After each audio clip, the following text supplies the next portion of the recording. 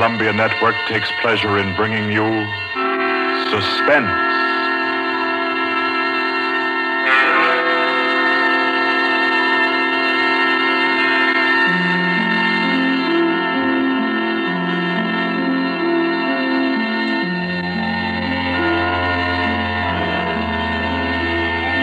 Suspense, Columbia's play theater of outstanding thrillers, produced and directed by William Spear and scored by Bernard Herrmann. The notable melodramas from fiction and stage and screen, from the world's great literature of entertaining excitement, presented each week to bring you to the edge of your chair, to keep you in suspense.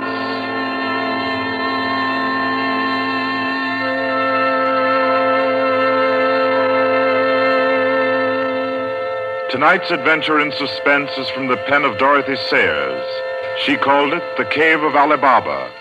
Like the tale told by Scheherazade, a distinguished ancestress in the storytelling art, Miss Sayers' thriller deals with 40 thieves and with 2 magic words. For your uneasy listening, then, Suspense presents The Cave of Ali Baba.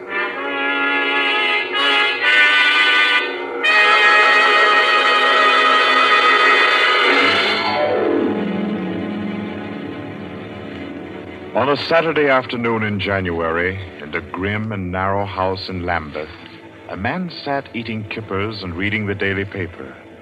He was smallish and spare, with brown hair rather too regularly waved and a strong, brown, pointed beard.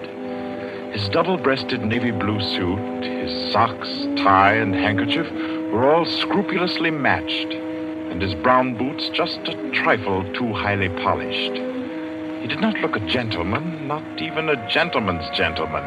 Yet there was something about his appearance which suggested that he was accustomed to the manner of life in good families. A superior butler, perhaps, yet not old enough to be retired. A footman who had come into a legacy, yes.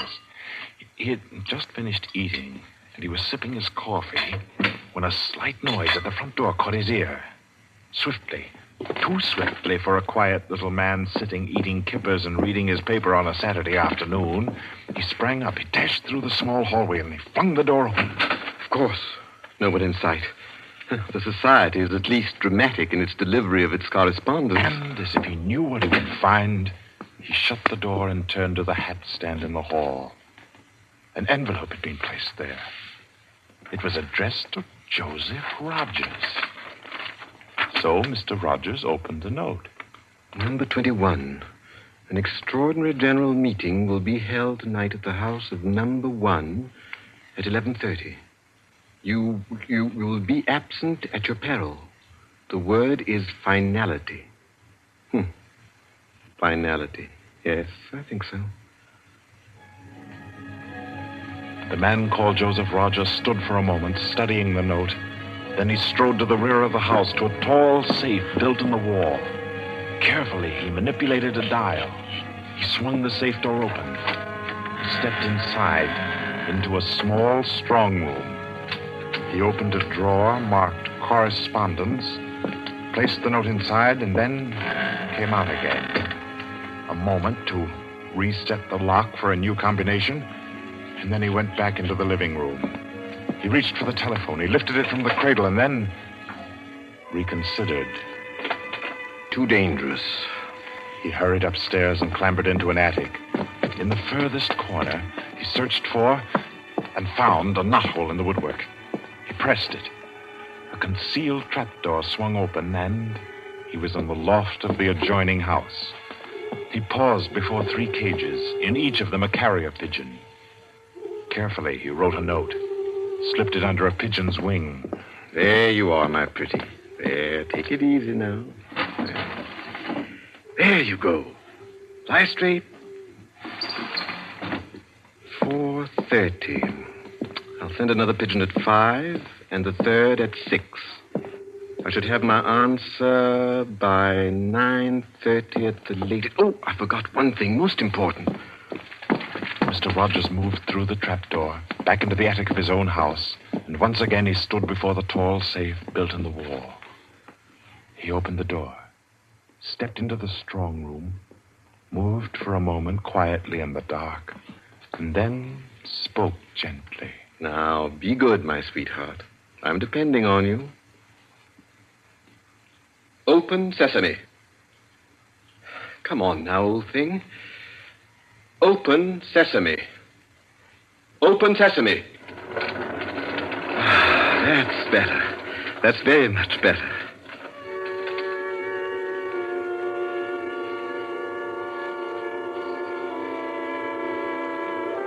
By 9:30, his answer was back.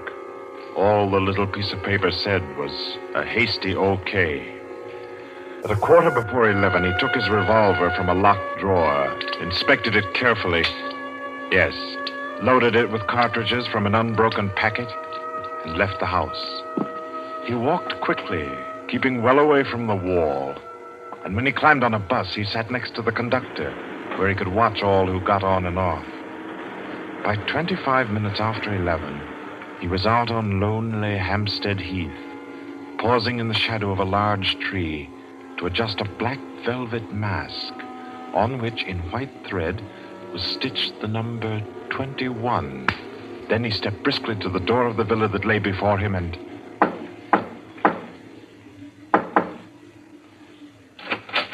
What is it? Finality. Come in. Go right on through. Number 1 will check you in.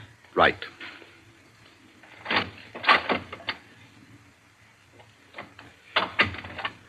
"21, sir. Lift your mask.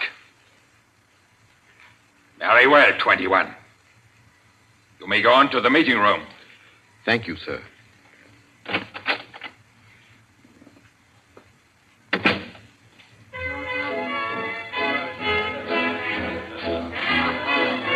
The room of the villa in which Mr. Rogers now stood was a large one, a brilliantly lighted room.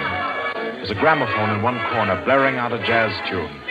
To its rhythm, couples, masked men and women, were dancing. Some were in evening dress, some in tweeds and jumpers. In another corner of the room was the bar. Mr. Rogers went up to it and asked the masked man in charge for a double whiskey. He consumed it slowly, leaning on the bar. The room filled. Presently, someone moved across to the gramophone and stopped it. Mr. Rogers looked around. Number 1, the massive gentleman in evening dress who had checked him in, appeared on the threshold. A tall woman in black stood beside him. Her mask, embroidered with a white number 2, covered her hair and her face completely. Only her fine bearing, her white arms, and her dark eyes, shining through the eye slits, proclaimed her as a woman of power, of physical attraction. The masked dancers were silent now as number 1 spoke. Ladies and gentlemen, we are short 2 members tonight. I need not inform you of the disastrous failure of our plan for obtaining the plans of the Court Windlesham Heliscoper. Our courageous and devoted friends, number 15 and number 38, were betrayed and taken by the police. Some of you might fear that under examination these 2 would break down and give away our society. There is no need for such a fear. I gave the usual orders, and their tongues have been silenced. Their defense will be discreetly compensated in the usual manner. I call upon number 12 and 34 to undertake this agreeable task. They will attend me at my office for their instructions after the meeting. Will the numbers I have named kindly signify by raising their hands that they are able and willing to perform this duty? Thank you. Ladies and gentlemen, please take your partners for the next dance. The gramophone struck up again. Mr. Rogers turned to a girl near him in a red dress. She nodded, and they slipped into the movement of a foxtrot. The couples gyrated solemnly and in silence. Their shadows were flung against the blinds as they turned and stepped to and fro. The girl in red spoke to Mr. Rogers. What's happened? I'm frightened, aren't you? feel as if something awful was about to happen. It does take one a bit short. Number one's way of doing things. But it's safer like that. Oh, those poor men. No talking, please. You know the rules. Sorry. In silence, the dance continued. And then it came to an end. And then when it had finished, the dancers came again to where number one sat and waited with tense eagerness for him to speak. Ladies and gentlemen, you may wonder why this extraordinary meeting has been called. The reason is a serious one. The failure of our recent attempt was no accident. The police were not on the premises that night by accident. We have a traitor amongst us. This last failure was not the first. You'll remember the unfortunate way in which the affair of the Dinglewood pearls turned out. And there were others. However, I am happy to say that our minds can now be easy. All these troubles have been traced to their origin. The offender has been discovered and will be removed. The misguided member who introduced the traitor to our ranks will be placed in a position where his lack of caution will have no further ill effects. There's no cause for alarm. Ladies and gentlemen, please take your partners for the next dance.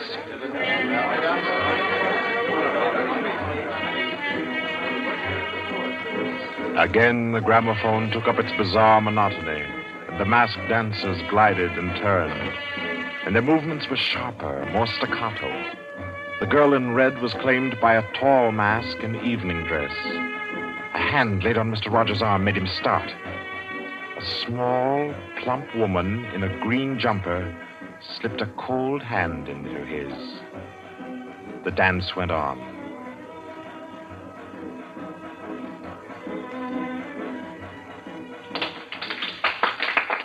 When it stopped, everyone stood detached, stiffened in expectation. The endless interval was over. Number one raised his voice. Ladies and gentlemen, you will no doubt wish to be relieved of the questions on your mind. I will name the persons involved.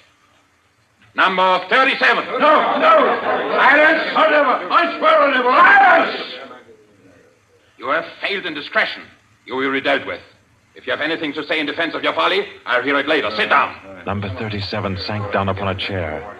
He pushed his handkerchief under the mask to wipe his face. Two tall men closed in upon him. The rest fell back. Ladies and gentlemen, I will now name the traitor. Stand forward.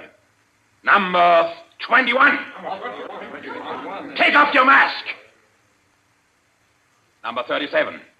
This man was introduced to our society by you under the name of Joseph Rogers, formerly second footman in the service of the Duke of Denver, dismissed for petty thievery.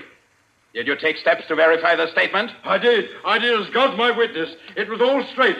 I had him identified by two of the servants. I asked all over about him. The story was true. I'll swear it was. Number 21. Your name has been given as Joseph Rogers. Is that your real name? Answer me. Is that your real name? No. What is your name? Peter Death Braden Wimsey. Silence! My compliments, your lordship. We thought Lord Wimsey was dead. He was killed, so the paper said 2 winters ago, while shooting big game in Africa. He even left a will, proved of £500,000. To his mother, I believe, the Dowager Duchess of Denver. Lord Peter Wimsey, indeed. Well-known book collector, man about town, distinguished criminologist. Took an active part in the solution of several famous mysteries. Taking an active part, if you don't mind. So you deliberately led us to think you were dead and became Joseph Rogers to gain entrance to our society. What has become of the real Joseph Rogers? He died abroad. I took his place. And the end of your impersonation to uncover our society. Precisely. I see. The robbery of your own fete, upon which we congratulated ourselves, and which you helped to execute, was arranged. Obviously. The robbery of the Duchess, your mother, was arranged by you. It was. It was a very ugly tiara. No real loss to anybody with decent taste. The burglary of the Winthrop mansion, the theft of the necklace at Covent Garden, the others as well. You arranged them all. All. May I smoke, by the way? You may not. Numbers 15, 22, 39. You have watched the prisoner. Has he made any attempt to communicate with anybody? None. His letters and parcels have been opened. His telephone tapped and his movements followed. Even the water pipes in his house have been under observation for Morse code signals. You're certain? Absolutely. Then we may be sure that he has been alone in this adventure. Well, ladies and gentlemen, please take your... Very well. Take the prisoner away. And be sure you explain carefully to him first the manner of his death. I'm sure he'll enjoy it. Wait, at least you can let me die decently. Take him away. Stop, I have something to say, something to sell. We make no bargains with traitors. No, but listen. Do you think I haven't thought of this? I'm not a fool. I've left a letter. To whom? To the police. If I don't return tomorrow, it'll be opened. It's a bluff. The prisoner sent no letter. He's been strictly watched for months. I left the letter before I came to Lambeth. Then it can't contain no information of any value. Oh, but it does. The combination of my safe. Indeed? Has this man's safe been searched? Yes. What did it contain? No information of importance, sir. An outline of our organization, the name of the house, nothing that can't be altered and covered before morning. And did you investigate the inner compartment of the safe? You hear what he says, did you? He's trying to bluff. There is no inner compartment. I hate to contradict you, but I'm really afraid you must have overlooked it. And what did you say was in the compartment, if it does exist? The names of every member of this society with their addresses, photographs, and fingerprints. How did you say you contrived to get this information? By doing a little detective work on my own. But you've been watched. True, the fingerprints of my watches adorn the first page of the collection. That statement can be proved? Certainly. The name of number 40, for example... Stop! If you mention names here, you will certainly have no hope of mercy. Bring the prisoner to my office. Ladies and gentlemen, take your partners for the next dance. Yes.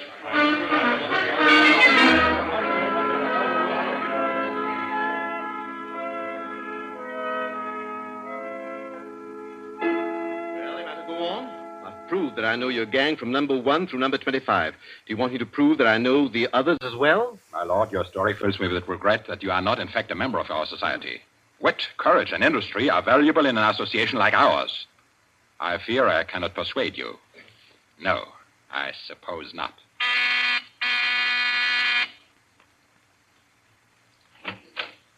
Yes? Ask the members kindly to proceed to the supper room.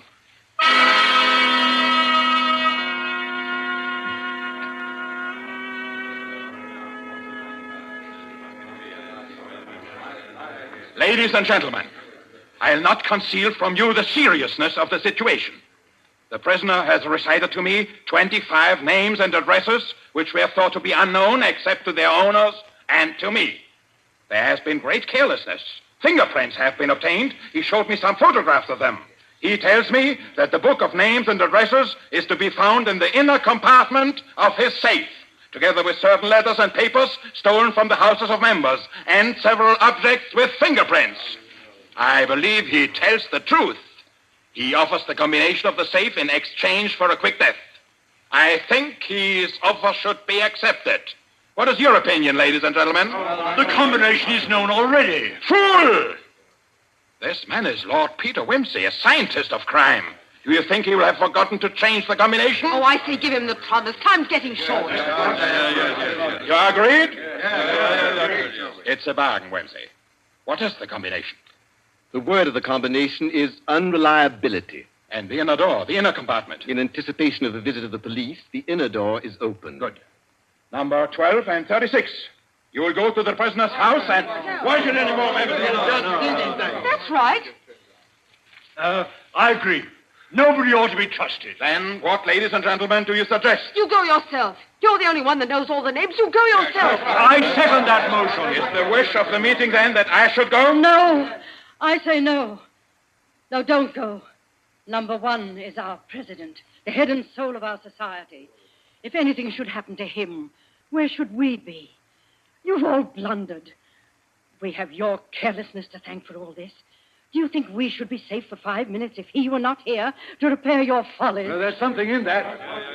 If you will pardon my suggesting it, the lady appears to be in a position peculiarly favorable for the reception of the president's confidences. The contents of my modest volume will be no news to her. Why should she not go herself? Because I say she must not. If it is the will of the meeting, I'll go. Give me the key of the house. Here. Is your house watched? No. If I have not returned in 2 hours, act for the best to save yourselves. And do what you like with the prisoner.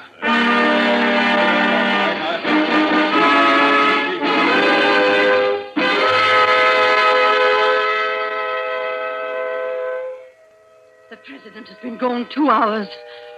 Traitor! What's happened to him? How should I know? Perhaps he's looked after himself and gone while the going was good. Liar! Oh. He'd never do that. What have you done with him?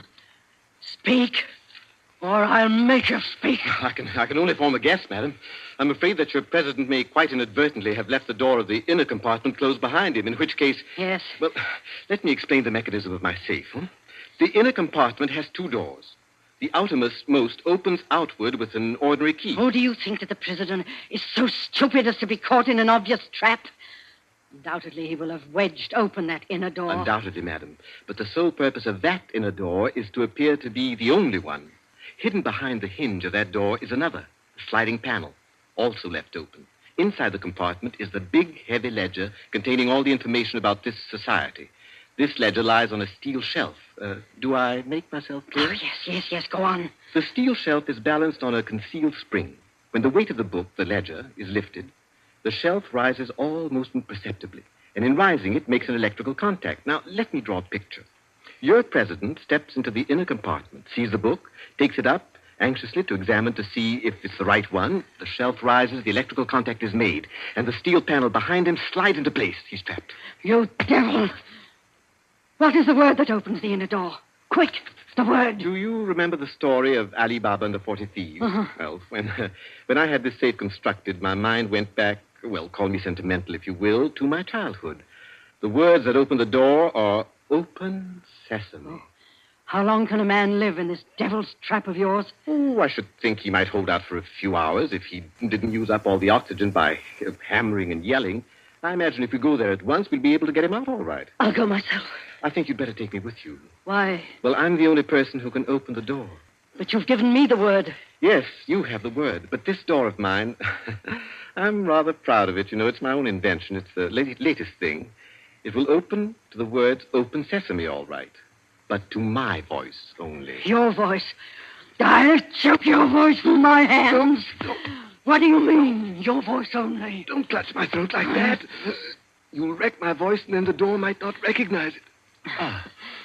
There, that's better. The door got stuck for a week once, and when I had a cold. Is what he says true? Is it possible? Perfectly possible, madam. It'll have a microphone arrangement. Could be done also with light vibrations. We must let him go. Take the ropes off him. Let him go? Nothing. He doesn't go to blab to the police.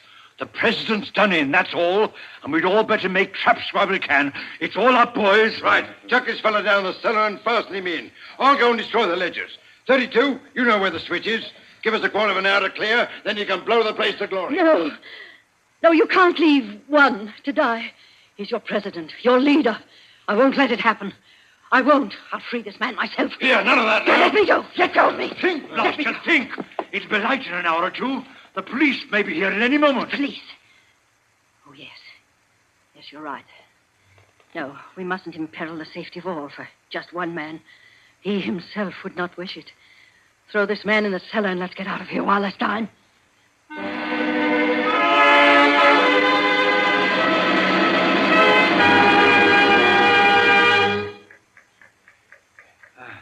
Here.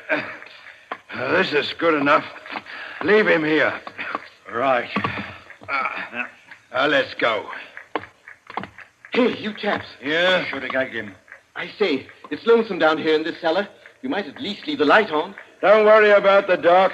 They're taking you here as the time fuse for the bomb that's going to blow out this place. It's all set. You won't have long to wait. Not long.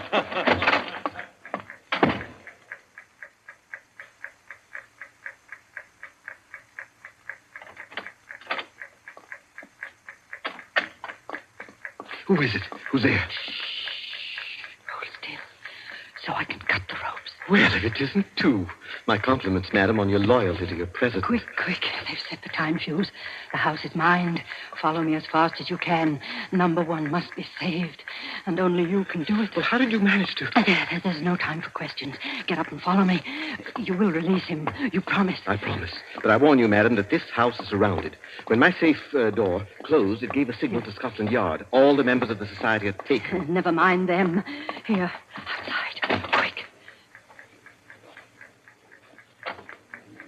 All right, who's there? Is that you, Inspector? Get your fellows away, quick. The house is going up in a minute.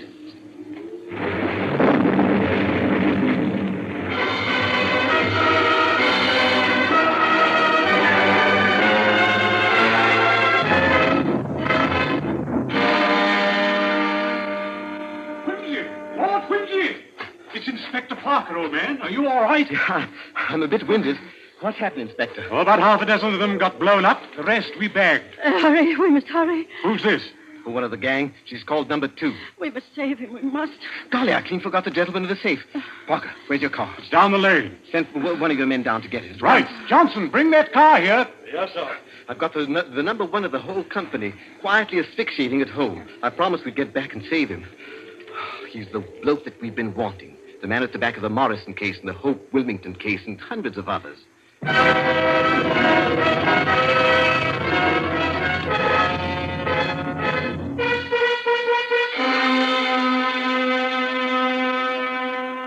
Is this it? Quite a contraption. Yes, I only hope he hasn't upset the adjustment by thumping at it. Oh, please, hurry. I hope you haven't hurt my voice. Oh, you sound all right. If I can only be conversational. Come on, old thing. Show us your paces. Open sesame. Open sesame. Confound you. Open sesame. Open sesame.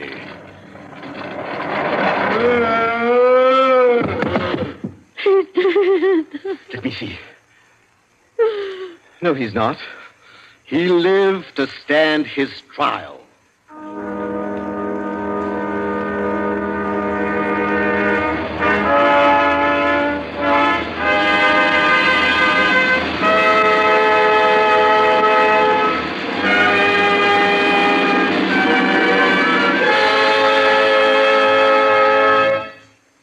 And so, all's right with the world, as it always is when Lord Peter Wimsey is involved. The Cave of Ali Baba by Dorothy Sayers was the story which gave us tonight's Suspense. Suspense is produced by William Spear. Our guest director for this evening was Robert Louis Sheehan. Tonight's radio drama was written by Peter Lyon and scored by Bernard Herrmann. Romney Brent was Peter Wimsey, William Moulton played number 1, and Ira Gerald, the lady in the case. Others in the cast were Kathleen Cordell, Victor Beecroft, Roland Bottomley, J.W. Austin, William Podmore, Ian Martin, and William Moulton. Next Wednesday, Suspense will not be heard because of a special all-star Hollywood broadcast which Paramount Pictures will present. 2 weeks from tonight, at this time, Columbia will bring you another selected story from the world's great literature of thrills. Another study in suspense.